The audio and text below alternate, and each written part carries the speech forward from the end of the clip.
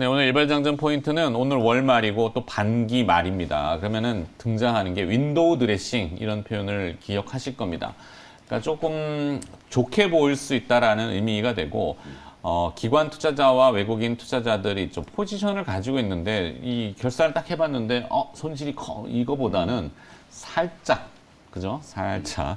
그래서 이제 윈도우 드레싱을 주제로 해서 지금 뭐 거의 그 주가 곤두박질 쳐 있는 카카오 시리즈들 보면은 다들 그렇죠.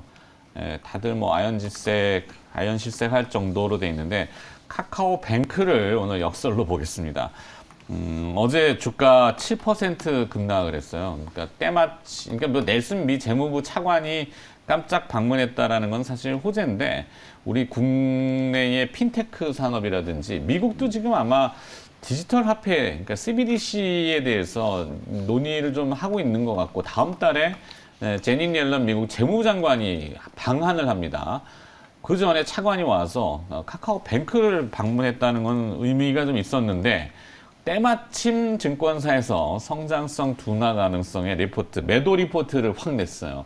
매도 리포트가 흔치 않은데 7% 주가가 급락했죠. 이례적이죠. 내용도 정말 좀 아주 직설적으로 써놓으셨더라고요. 뭐 그거야 이제 의견이니까. 그러면은 이제 주가도 지금 엉망진창이고 한데 오늘까지 떨어져서 만약에 개파락을 한다면은 조금 반등을 하지 않을까? 이유는 저렇습니다. 그러니까 다음 주 화요일 날 우리나라 CPI 소비자 물가지표 발표됩니다.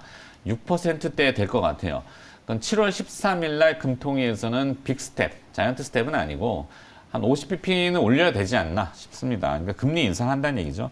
자, 그럼 금리 인상할 때 우리 금융주들을 많이 얘기하는데 사실 여러 가지 복합적인 부분은 있어요. 근데 이제 카카오뱅크의 최대 장점은 지점이 없죠. 그러다 보니까 고정비 지출이 나가지 않습니다. 인건비하고. 그러면은 요 관리만 좀 잘하면은 예대 마진에서는 괜찮을 수 있죠. 네, 그래서 연체율 관리만 잘하면은 성장성 포인트는 결여된다 하더라도 실제 수익성은 그렇게까지 엉망일까? 지금 주가처럼? 이런 의문이 잠깐 들어서 오늘 월말, 6월 말, 반기 말 이래서 윈도우 드레싱 가능성을 점치면서 조기업을 조금 들여다보는 저도 생각은 그렇습니다. 뭐 꼭 동의 안 하셔도 돼요. 네, 카카오 엉망인 건 뭐 지금 다 이유가 있죠. 네. 네. 이유가 있죠. 너무 찢어놨죠. 네. 카카오 모빌리티도 매각설이 나오고 그러니까 정리는 하는 것 같은데 그렇습니다. 네. 사실 솔직히 말씀드리면 제가 요거 오늘 관심 종목을 했었어요. 아, 카카오뱅크를? 네. 그런데 그러니까 요거 3만 원 이하 가면은 좀 매수 관점에서 그래서 얼른 종목을 바꿨거든요. 근데 주가는 솔직히 잘 모르겠어요. 네. 어떻게 될지 저도 뭐 모르겠는데 사실 저 이제 정도 그런 떨어져 있으면 뭐 우리가 좀 이렇게 핀테크의 대장이라고 해서 뭔가 좀 기대를 했었는데 카카오뱅크라고. 그러니까 네. 우리가 시중은행에 뭐 주택담보대출 같은 거 하나 가면은 뭐 하고 나오는데 기분 굉장히 안 좋습니다. 막 빨대 막 꼽혀가지고 뭐 이거 해주세요, 저거 해주세요. 근데 그러면 금리 깎아드립니다. 그러면 예 하고 하잖아요. 뭐 어쩔 수 없잖아요. 예전에는 이제 양건예금 그래서 꺾기 대출도 많이 요즘에 했었죠. 꺾기는 아닌데 큰일 나죠 그러면. 이것저것 해달라는 게 굉장히 많습니다. 카드 이것저것 해야 이게 금리가 싸지니까. 그러면은 예 알겠습니다 하고 예, 감사합니다 하는데 누가 나누고 누가 어린지 모르는. 네, 그런 건 없어요. 대신 이제 금리가 조금 높은 건 있죠. 근데 지금 수급을 보시면 어제 물론 기관에서 매도가 좀 쏟아지긴 했습니다만 그 전까지는 기관의 매수세가 좀 괜찮았거든요. 그래서 오늘 만약에 3만 원 하락을 하면 저는 매수 관점도 괜찮지 않을까라는 생각은 가지고 있습니다. 이게 외국 쪽에서는 금융으로 보는 것 같고요. 기관 네. 쪽에서는 다소 IT?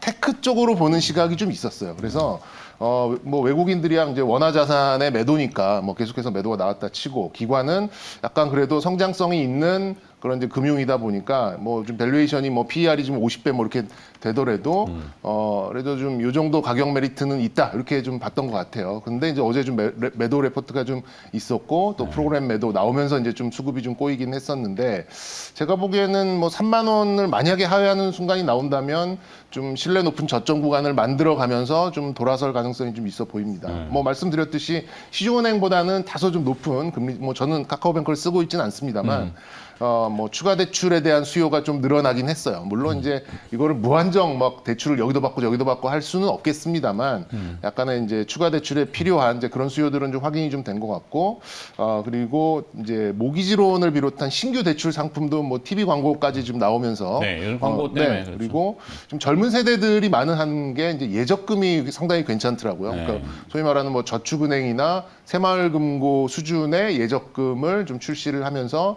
여기에 조금 좀 인기를 좀 가져간 부분도 있어요. 그래서 일각에서는 뭐 자산 건전성에 대한 우려도 있습니다만 제가 보기엔 아직까지는 좀 검증된 그런 고객층을 갖고 있는 그런 부분이 좀 있지 않을까. 그리고 모기지론, 뭐 신용대출 이런 쪽도 일반 시중은행보다는 좀 높은 금리를 가져가고 또 그만큼 비용도 없는 부분을 좀 생각해 본다면 좀 가격적인 메리트가 조금씩 생겨나는 부분이 아닐까 이렇게 네. 파악이 좀 되고 그리고 뭐 현재 뭐 저는 3만 원이 좀 마지노선이라고 보는데 오히려 그게 깨지면 손절이 우르르 나올 수도 있어요. 그러면 그렇죠. 우리는 이제 그런 성장성을 아직까지는 훼손할 만한 요인이 그렇게 확인되진 않았다. 뭐 물론 지금 분기에 조 단위로 죄송합니다. 조 단위로 이렇게 수익을 올리는 시중은행을 바로 매칭시키기는 어렵겠습니다만 그래도 좀 분기마다 계속해서 올라오는 그런 실적들을 좀 바라보면서 갈 가능성이 높아서 저도 앵커와 같은 앵커께서 제시한 요 뷰와 같은 만약에 3만 원을 하회하는 이제 그런 흐름이 나온다면 저는 이제 굉장히 높은 하방 경직 신뢰를 보이면서 좀 돌아설 가능성이 좀 높게 보여서 좀 대형 금융주를 좀 좋아하시는 분들한테는 보셔도 좋겠다. 이렇게. 그러니까 오늘은 만약에 어제 개파락해서 쭉 밀려 7% 장중 8% 넘게 떨어지던데 오늘까지 떨어지면은 기술적인 뭐 그런 네. 것도 오늘은 이런 종목들을 분명히 조금 봐야 되는 게요. 뭐 연기금도 지금 1분기에만 누적 손실이 25조 원인데 그렇죠. 2분기 때 지금 글로벌 증시 상황이 더 심각하게 안 좋았잖아요. 네네네. 그러니까 뭐 누적 손실이 어마어마할 거고 저는 아직 이제 기억이 나는 게 우리 카카오뱅크 상장할 때 우리 딱 이 자리에서 세지서 이게 과연 시총이 지금 45조를 넘었었거든요. 네. 그 시중은행 신한은 지주하고 KB금융 다 합친 것보다 시총이 더 비싸게 거래가 됐었기 때문에 어찌 보면 이제는 좀 정상화의 수순으로 왔다. 물론 이제 이 공모를 받으신 그 카카오뱅크의 이제 직원분들과 투자하신 주주분들 입장에서는 이제 정상화라고 얘기하면 되게 좀 기분 나쁘실 수 있는데 이 공모가가 이제 39,000원이니까 공모가 대비하면 한 20% 빠진 거고 네. 고점 대비하면 이제 67%가 빠졌으니까 이제 3분의 1 토막이 난 거거든요. 지금 현재 시가총액이 이제 15조 원 조금 안 되니까 이제 신한지주 KB금융이 한 19조 원 정도 되거든요. 그러니까 이제 시가총액을 이제 기준으로 따져봤을 때는 조금 이제 뭐 정상화된 수준이고 이제 버블이 이제 완전히 좀 거쳐 있는 그런 상태다라고 말씀을 좀 드릴 수 있을 것 같고 문제는 이제 저는 이 카카오뱅크가 결국은 포지셔닝을 어떻게 하는지가 좀 중요할 것 같아요. 결국은 그 어저께 이제 매도 리포트 나온 것도 보면 핵심은 결국은 태생은 은행인데 과연 은행이 아닌 소위 말해서 핀테크라든지 테크 기업으로서의 미래의 어떤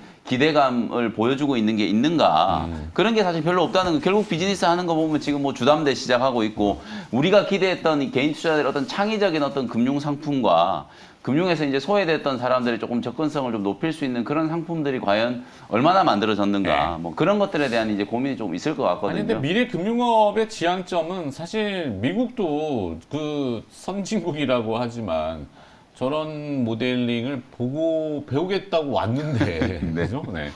잘 만들어져 있다는 그래서 얘기 어쨌든 아니겠습니까? 플랫폼으로 봤을 때 주담대를 진짜 예를 들어서 조금 더 런칭을 좀 한 1, 2년만 빨리 했었으면 작년, 재작년에 진짜 이 주담대출이 뭐 어마어마했었잖아요.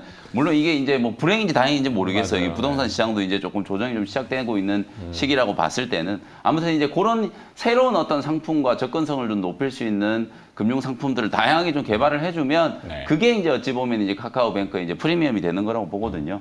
주가의 위치만 봤을 때는 정말 좀 많이 좀 빠져 있는 구간이다라는 건 뭐 누가도 부인할 수 없을 것 같고 네. 그래서 오늘은 이렇게 이제 윈도우 드레싱, 낙폭과대 이런 쪽에 이제 포커스를 좀 둔다면 증권주들 중에서도 이제 키움증권 정말 많이 빠졌거든요. 제가 이제 카카오뱅크를 보고 키움증권 차트를 열어보니까 월봉 기준으로 정말 추세적인 하단까지 진짜 많이 밀려 있더라고요. 그래서 네. 키움증권이라든지 아니면 뭐 항공주 중에 대한항공, 그다음에 이제 유틸리티 중에서는 한국가스공사, 그리고 이제 화학주 중에 롯데케미칼 네. 이런 종목들이 오늘 윈도우 드레싱 효과를 조금 받을 수 있을 만한 종목들이 아닌가 그렇게 이제 한번 같이 나열을 좀 해드려 보도록 그렇죠. 하겠습니다. 사실 윈도우 드레싱의 주제는 뭐 기관이나 외국인이 물려 있는 거 그렇죠. 중에 그렇죠. 낙폭이 큰 거. 맞습니다. 이런 것이 포인트인데 그걸 찾기는 뭐 그렇게 쉽지는 않지만 대형주들이 좀 해당이 될 것 같고. 그리고 이제 이거 카카오뱅크는 K뱅크 상장 때문에 네. 약간 그러니까 미리 좀 매도를 해가지고 현찰을 마련한다. 그쪽으로 같은 옮기기 업종이기 위해서. 때문에 그렇죠. 그거 이제 그런 공모주 것도 청약 있을 수 때문에 있겠네요. 좀 수급적으로 이제 그 좀 룸을 마련해야 된다. 이제 이런 내용도 좀 있기는 있습니다. 알겠습니다. 자, 뭐 한국중계TV도 지금 이거 하고 있다는데 둘이 어떻게 무슨 내용인지 그쪽 궁금하네. 반반만 좀 띄워줄 수는 없고. 네. 큰일 날 내용이죠. 네. 일반 장전 마무리하겠습니다. 오늘 뭐 카카오뱅크를 얘기했고 두 분이 또 아이디어를 붙여주셨네요.